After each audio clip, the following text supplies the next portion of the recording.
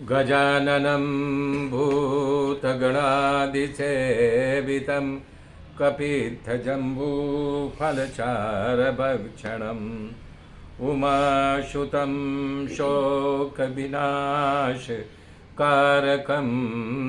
नमामि विघ्नेश्वरपादपङ्कजं। गुरुर्ब्रह्मा गुरुर्विष्णु गुरुदेव महेश्वर गुरु साक्षात् परब्रह्म तस्मै श्री गुरुवे नमः। तस्मै श्री गुरुवे नमः।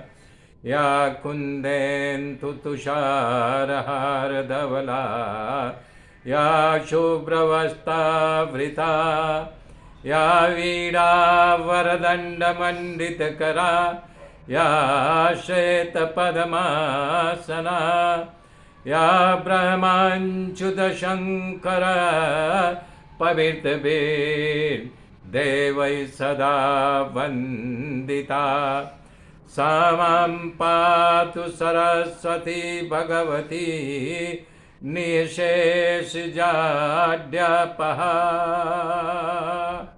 निःशेषजाड्यापहा।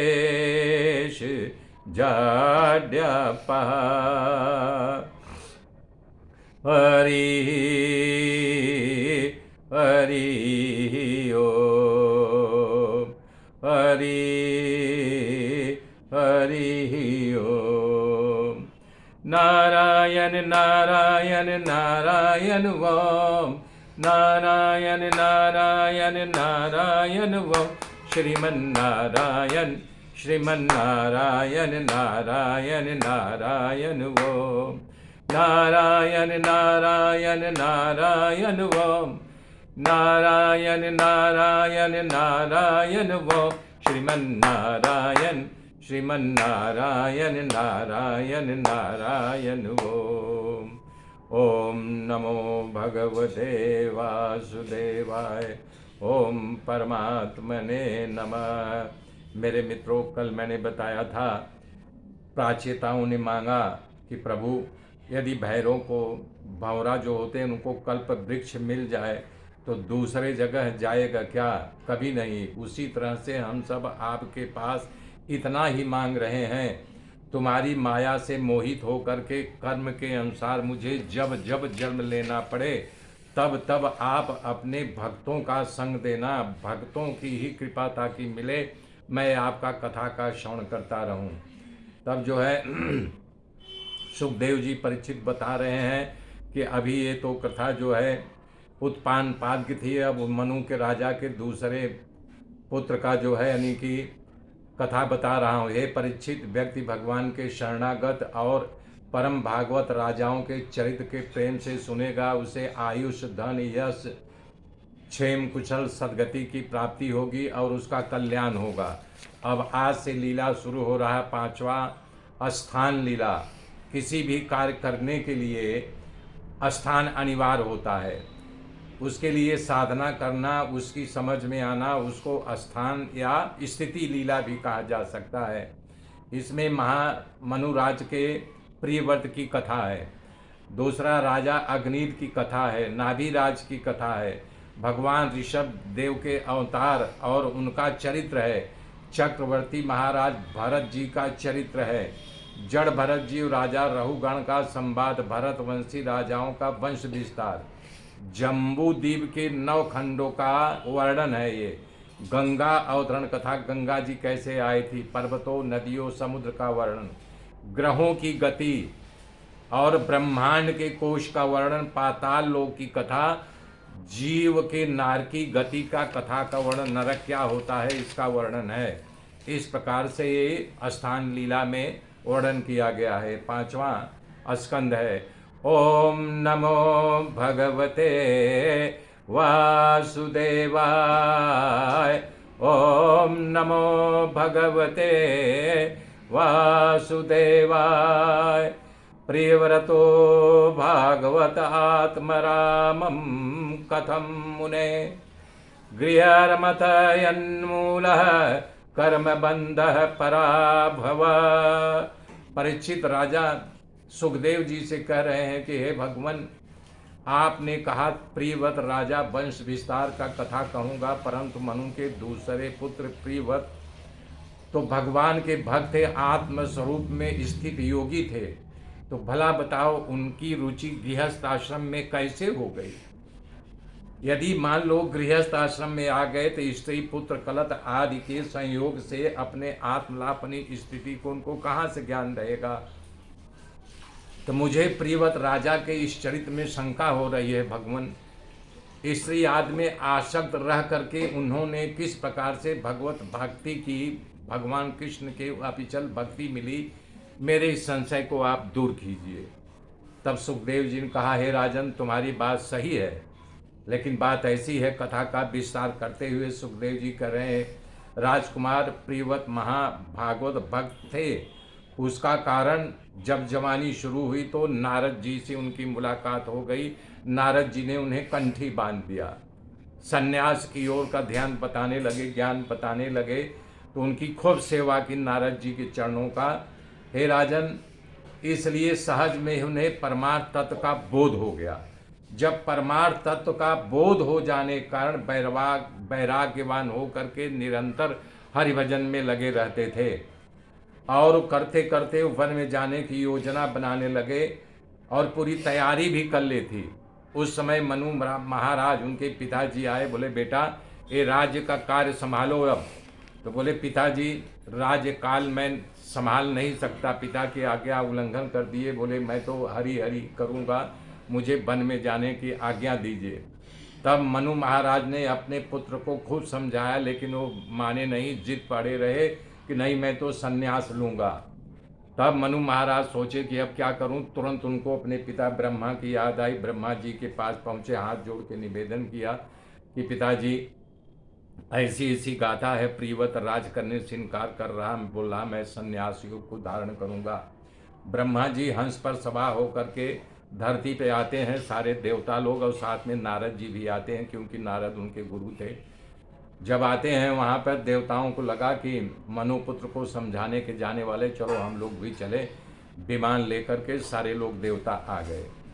यहाँ पर भगवान श्री हरि की भेद अब उपदेश दे रहे हैं ब्रह्मा जी के, हे बेटा, हे पुत्र, यहाँ भगवान के भेद दृष्टि नहीं रखनी चाहिए। श्री हरि में कभी भी उनको दूसरे रूप में देखना ही नहीं चाहिए। हे पुत्र, तुम क्या, मैं स्वयं, यानी ब्रह्मा जी अपने आप बता रहे हैं, मैं शिव जी, ये तुम्हारे पिता और सारे जितने तुम्हारे गुरु नारद दिव्यस्ता श्री हरि के चरणों की सेवा करते हैं। उदाहरण बता रहे हैं, जैसे नथा हुआ बैल को नाथ लगा हो तो आदमी जहाँ खींचेगा बैल वहाँ चला जाएगा। उसी प्रकार से वेद वाणी जानने वाले ब्राह्मणों के वाक्यों को मजबूत बंधे हुए हम लोग उन्हीं के इच्छानुसार कर्म करते हैं और वो जैसा चलाते हैं वैसा हम लोग चलते हैं। तो बता रहे हैं, बस अपने गुणों और कर्मों के अनुसार प्रभु जिस योनि में डाल देगा, हम सब में उसे स्वीकार करके उसी योनि की व्यवस्था के अनुसार हम सुख दुख को भोगते रहते हैं। जैसे बता रहे हैं, किसी अंधे को कोई हाथ पकड़ के ले जाए तो अंधा वहीं जाएगा जहां वो हाथ पकड़ के ले जा रहा है। इसी प्रकार से प्रभु सर्वोपरि है बेटा, तुम तो अपने अंतर के शत्रुओं को जीत लिए हो। और ये जो है, जब अपने अंतर के शत्रुओं को जीत लिए हो, काम क्रोध लोभ मोह ईर्ष्या दाह को, तो गृहस्थ आश्रम एक प्रकार से किला है। इस किले के अंदर सुरक्षित रह करके आप अपने शत्रुओं से विजय पाओ, गृहस्थ आश्रम से भटको नहीं। जब यहाँ से इनको लड़ते लड़ते हरा दोगे इन 6 शत्रुओं को, तो बाहर निकलो। तुमको भगवान ने अखंड राज दिया है, इस राज का तुम भोग करो, ये आत्मा से तब खेलो। ब्रह्मा जी ने इस तरह ज्ञान द्वारा प्रियव्रत को समझाया, प्रीत मान गए। वो ब्रह्मा जी के आज्ञा को मस्तक पर चढ़ा करके राज का काम भार करने के लिए तैयार हो गए। मनु राजा प्रसन्न हो गए। देवर्षि नारदन के कहना अनुसार प्रियव्रत को संपूर्ण पृथ्वी का राजभार सौंप दिया गया और संसार से निवृत्त हो राजा प्रियव्रत का पालन करने लगे और विश्वकर्मा की पुत्री बहिष्मती से उनकी शादी हो गई। उनको बहिष्मती से 10 पुत्रों की प्राप्ति हुई। और एक कन्या हुई जिसका नाम ऊर्जस्वती था। महाराज प्रियव्रत महान पराक्रमी थे, अपनी पत्नी बहिष्मती को खूब प्रेम करते थे। लोगों को ऐसा लगा ये तो बहुत कामी हो गए, कहाँ गाथा गा रहे थे कि मैं भगवान के भजन करूँगा, कहाँ 10-10 पुत्रों के एक लड़की कन्या पैदा हो गई, तो लोग शंका कुशंका होने लगे। एक बार महाराज प्रियव्रत को विचार आया कि ये सूर्य जो है आधे पृथ्वी में प्रकाश करता, आधे में नहीं।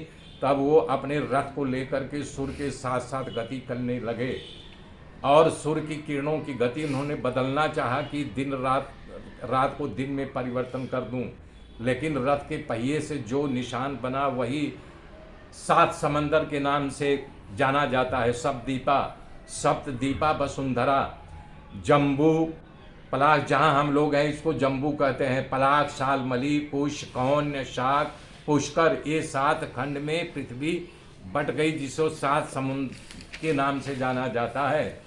और इनका अलग अलग है। जम्बू द्वीप मतलब क्षारोद, यहाँ का समंदर का पानी खारा है। प्लस द्वीप, ऊख के जैसे गन्ने का रस होता है वैसे उसका स्वाद आता है। सालमली द्वीप, स्रोत, दारू जैसा इसका स्वाद आता है। कुश द्वीप, इसके जल में घी जैसा चिकास होता है, चिकना चिकना होता है। कौच द्वीप, दूध के जैसा एकदम सफेद होता है। दंडिमंडोय, मट्ठे जैसा, शाक द्वीप जिसको कहते हैं। पुष्कर द्वीप, इसका जल मीठा होता है। महाराज प्रियव्रत ने अपने 7 पुत्रों को ये 7 खंडों का राजा बना दिया। 3 तो सन्यासी हो गए। प्रियव्रत ऊर्जस्वती जो कन्या थी शुक्राचार्य से विवाह किया, उसे देवयानी पैदा हुई। उस शुक्राचार्य से देवयानी, आगे इसकी कथा आएगी। तब एक दिन प्रियव्रत अशांत होकर डरते हुए नारद जी के पास गए, अपने गुरु जी के पास पहुंच गए। फिर और कहने लगे, हे प्रभु, आपकी आज्ञा और ब्रह्मा जी की आज्ञा मान करके मैंने स्वीकार किया, परंतु अब बहुत हो गया, मुझे बड़ा खेद उत्पन्न हो रहा है। मुझे ऐसा लग रहा मैं अपने आप को धिक्कारूं। मुझे विषयों ने पंगु बना दिया है, ऐसा लग रहा है मैं स्त्री के खेलने का खिलौना हूँ। दिन रात यानी कि उसी जी हजूरी करने में, उसकी बात मानने में ऐसा हो रहा मैं अविवेकी हो गया हूँ। इस प्रकार से अपने आप को धिक्कारने लगे। धिक्कार तब पुत्रों को समग्र रात सौ करके उन्होंने, जैसे बता रहे हैं प्राण निकल जाए, आदमी निश्चेत हो जाए, लाश बन जाता, उसी प्रकार से सारा राज्य अपने पुत्रों को सौंप करके निकल गए, जंगल की ओर चले गए। तब पिता प्रियव्रत तपस्या करने गए तो जम्बू द्वीप का शासन आग्नीद महाराज करने लगे थे। तो उनका बहुत समय तक उन्होंने राज्य किया। पिता के बैराग का संस्कार उनके अंदर था, इसलिए वे मंदराचल पर्वत के गुफा में तपस्या करने लगे। तब ब्रह्मा जी के दरबार में एक अप्सरा थी, तो उस अप्सरा से गायिका पूर्वचिति उसका नाम था, उससे इनका विवाह हो गया। उससे इनको 9 पुत्रों का जन्म हुआ। तो ये अप्सरा 9 वर्ष तक इनके साथ रही और ये उसके पुत्र इनके ही जैसे सब सुंदर थे और बलशाली थे। और यानी कि भोग्य पदार्थों का स्थान जहाँ मार आग्नित की गति हुई, वही उनको भी गति प्राप्त हुई। उसके बाद अग्नित के 9 पुत्र में विवाह किया। उसे सबसे बड़ा नाभि था। नाभि मेरु की पुत्री मेरु देवी से विवाह किया। मेरु देवी महाराज नाभि का विवाह होने के कई वर्ष बीत गए, परंतु कोई संतान नहीं हुई। तब इन्होंने एक यज्ञ का आरंभ किया। जब यज्ञ का आरंभ किया, जैसे वहाँ पर नारायण भगवान प्रकट हो गए। और जब प्रकट हो गए तो बोले, बताओ ब्राह्मणों, नाभि राजा भगवान की स्तुति की। सारे लोग मिल करके उनका नमन किया, राजी किया। भगवान खूब राजी हो गए। भगवान प्रसन्न होकर के नाभि राजा से बोले, बोलो तुम्हें क्या वर मांगना है, मांगो। तो नाभि राजा कुछ नहीं मांगे, वो शांत रहे। तब ब्राह्मणों ने देखा कि अब भगवान अंतर ध्यान होने की गतिविधि कर रहे हैं। तब तुरंत ब्राह्मणों घेर करके हाथ जोड़ करके खड़े हो गए। कहने लगे कि भगवान आप प्रकट हुए वरदान देने के लिए, जब प्रकट हो गए तो बिना वरदान दिए हुए नहीं जाना चाहिए। तब भगवान ने कहा, जब ये कुछ मांग नहीं रहे हैं तो मैं कैसे दूं? तो बोले कि अगर ये नाभि राजा नहीं मांग रहे हैं तो हम लोग मांग रहे हैं ना। तो बोले अच्छा मांगो, क्या मांग रहे हो, तुम्हें क्या दूं? ब्राह्मणों ने कहा, प्रभु कि अब क्या मांगूं, आप तो अंतर्यामी है, आपके सामने मांगना मतलब कि जैसे कुबेर के पास जा कर के बोले हमको दान दे दो। लेकिन प्रभु आप अंतर्यामी, हम लोग जानते हैं कि हम लोग यही चाहते हैं कि आपके जैसा पुत्र नाभि राजा को हो। भगवान तुरंत हाथ उठा दिए, बोले तथास्तु। जब तथास्तु कह दिए तो उनको लगा अरे बाप रे बाप, मन में बोल रहे तो ब्राह्मणों ने मुझे ठग लिया।